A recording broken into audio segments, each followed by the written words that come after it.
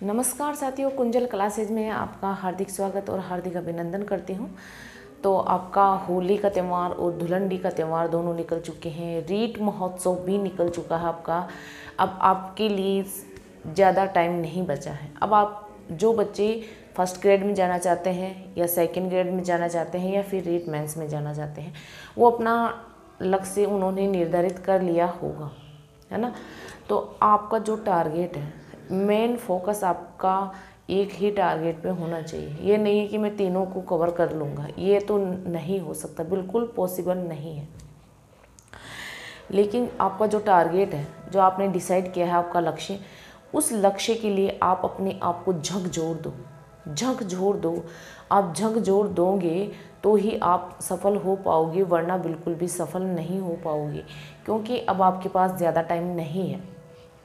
जो बच्चे first grade के कर रहे हैं उनके पास 3 महीने का समय बचा है, और जो बच्चे सेकंड ग्रेड की है उनके लिए 5 महीने बचे हैं। तो ज़्यादा कोई टाइम नहीं बचा है। जैसे जैसे वक्त बीतता जा रहा है और जो बच्चे संभल कर तैयारी कर रहे हैं तो वो तो सही दिशा में जा रहे हैं, और जो अभी भी सो रहे हैं, अचेतन अर्धचेतन अवस्था में है, तो उनके लिए तो बहुत ही एग्ज़ाम घातक सिद्ध होने वाला है।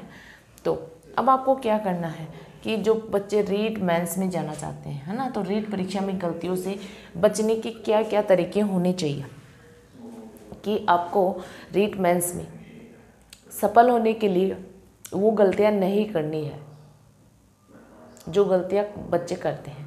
उन गलतियों से कैसे बचें, है ना। तो उन गलतियों से बचने का तरीका मैं आपको बताऊंगी कि देखो, पहला तरीका तो आपको यह है, जो कई बच्चे ऐसे होते हैं जो सिलेबस को बिल्कुल ही नज़रअंदाज कर देते हैं, यानी सिलेबस निकलवाते नहीं हैं और ऐसे ही अनाप शनाप पढ़ाई करते हैं।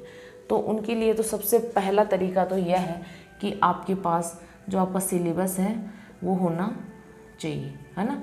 सिलेबस पहली कंडीशन है। सिलेबस आपको ई मित्र से निकलवा लेना है ना। उसका बहुत अच्छे से आपको एनालिसिस करना है, यानी गहन अध्ययन करना है। आपके दिमाग में इस तरह फिट हो जाना चाहिए कि हाँ, मैं इसकी तैयारी कर रहा हूँ और मेरा सिलेबस ये है और ये मेरे टॉपिक मेरे सिलेबस में है ना। ये आपको बिल्कुल अच्छे से क्लियर होना चाहिए। फिर अगली बात है आपकी रेगुलरिटी, है ना, यानी रेगुलरिटी भी बहुत ज़रूरी है ना। रेगुलरिटी बहुत ज़रूरी है। अगर आपके अध्ययन में रेगुलरिटी नहीं होगी, है ना, आप लगातार अध्ययन नहीं करोगे तो भी आप असफल की कैटेगरी में जा सकते हो, क्योंकि रेगुलरिटी, किसी भी हम काम को करते हैं, किसी भी हम लक्ष्य को या टारगेट निर्धारित करते हैं, तो उसके लिए रेगुलरिटी होना बेहद ज़रूरी है। अगर हम हमारे अध्ययन में या किसी भी कार्य में रेगुलरिटी नहीं लाते हैं तो फिर हम सफल नहीं हो पाते हैं। तो रेगुलरिटी बहुत ज़्यादा ज़रूरी है। अगर आप रेगुलर रहोगे तो आपको काफ़ी बेनिफिट होता है और आपका जो पढ़ा हुआ होता है वो बिल्कुल ही कन्फर्म यानी स्थायी हो जाता है। ठीक है। अगली बात है लक्ष्य का निर्धारण, यानी लक्ष्य का निर्धारण तो आप यहीं पे कर लो सबसे पहले, है ना। लक्ष्य का निर्धारण तो आपको यही कर लेना चाहिए फर्स्ट में, है ना। लक्ष्य का निर्धारण, फिर सिलेबस, फिर रेगुलरिटी, फिर बार बार शॉर्ट नोट्स, स्मार्ट स्टडी, है ना। स्मार्ट स्टडी भी बहुत जो बच्चे सफल होते हैं वो तो स्मार्ट स्टडी करते ही करते हैं। जो सफल नहीं होते हैं वो स्मार्ट स्टडी का तरीका नहीं अपनाते। तो स्मार्ट स्टडी तो आपको बेहद ज़रूरी है आपके लिए, क्योंकि अगर आप स्मार्ट स्टडी करते हो तो आप सिलेक्शन के 90% करीब पहुंच जाते हो, है ना। क्योंकि स्मार्ट स्टडी का मतलब क्या होता है, कई बच्चे ये नहीं जानते हैं कि स्मार्ट स्टडी क्या होती है, कई को नहीं पता है। इसमें देखो, हंसने की और शर्माने की कोई बात नहीं है, क्योंकि स्मार्ट स्टडी वो होती है कि किस टॉपिक से कितने क्वेश्चन आएंगे, कौन सा टॉपिक बहुत इम्पोर्टेंट है कि उसको हम नज़रअंदाज नहीं कर सकते, कई टॉपिक ऐसे होते हैं कि हम उनको नज़रअंदाज करते हैं तो भी हमारे रिजल्ट पर कोई साइड इफ़ेक्ट नहीं पड़ता है, और कोई टॉपिक ऐसे होते हैं अगर जिनको हम छोड़ देते हैं तो हमारे रिजल्ट पर काफ़ी इफ़ेक्ट पड़ता है ना। तो यही हमारी स्मार्ट स्टडी है, यानी हमें सिलेबस का अगर हम एनालिसिस करते हैं तो हमें स्मार्ट स्टडी करने का तरीका अच्छे से मालूम हो जाता है। तो इस सिलेबस का एनालिसिस आपको खुद को, स्टूडेंट को करना होता है। अगर खुद स्टूडेंट करेगा तो ज़्यादा बढ़िया होता है, और अगर एक टीचर बताता है फिर वो एनालिसिस करता तो वो उसके लिए ज़्यादा फ़ायदेमंद नहीं होता है। इसलिए मैं आपको यही सजेस्ट करूँगी कि आपको अपने सिलेबस का एनालिसिस अच्छे से करना है ना। अगर आप अच्छे से एनालिसिस कर लोगे, पुराने पेपर निकालोगे आप, है ना, तो आपको स्मार्ट स्टडी अपने आप आ जाएगी, उसका पता चल जाएगा, है ना। तो आपको पुराने पेपर निकालने हैं। पुराने पेपर भी आपकी काफ़ी हेल्प करते हैं, क्योंकि पुराने पेपरों से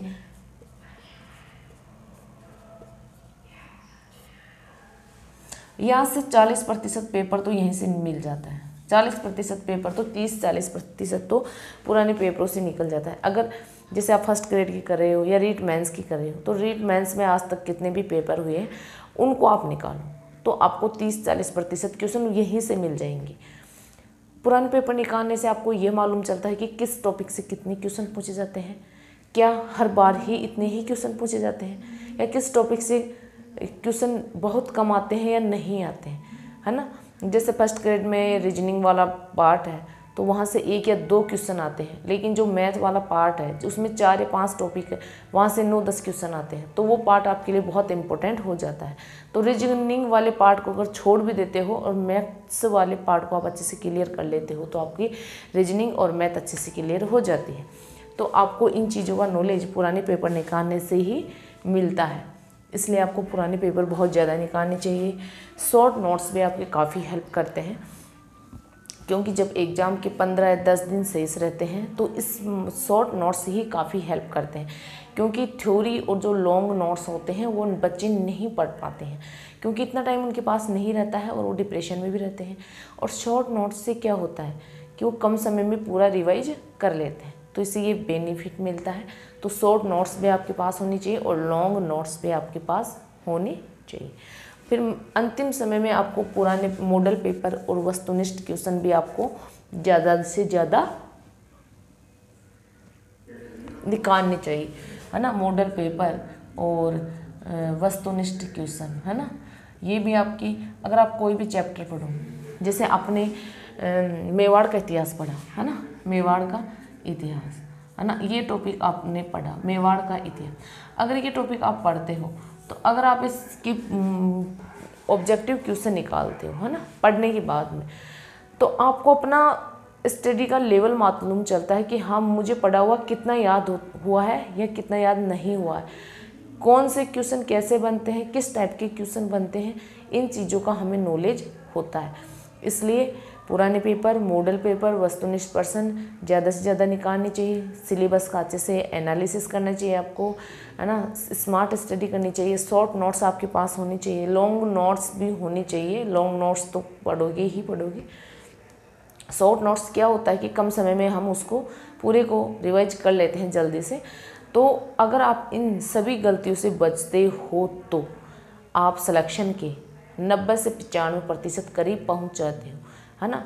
ये जो सिलेक्शन हो लेते हैं बच्चे, वो यही तरीके अपनाते हैं, इसलिए वो सिलेक्ट हो जाते हैं। जो बच्चे पढ़ते बहुत है लेकिन ये तरीके नहीं अपनाते हैं, वो असफल हो जाते हैं। कई बार क्या होता है कि 15-20 घंटे पढ़ने वाला बच्चा असफल हो जाता है, और 5 घंटे पढ़ने वाला बच्चा अगर एक तरीके से पढ़ता है तो वो सफल हो जाता है। घंटे मायने नहीं रखते, कैसे पढ़ते हैं ये मायना रखते हैं, है ना। तो आपको देखो संस्कृत पढ़नी है तो आप इसी आपके NV संस्कृत क्लासेज चैनल है, NV संस्कृत क्लासेज, इस पर आप संस्कृत पढ़ सकते हो। और कुंजल क्लासेज चैनल पर आपको साइकोलॉजी और राजस्थान जीके की क्लासें मिल जाएगी, तो आप यहाँ से अपनी तैयारी कर सकते हो। ठीक है, अगर आपको वीडियो अच्छी लगी है तो इसको लाइक, शेयर और सब्सक्राइब जरूर करें। मिलते हैं अगली क्लास में। जय हिंद, जय भारत।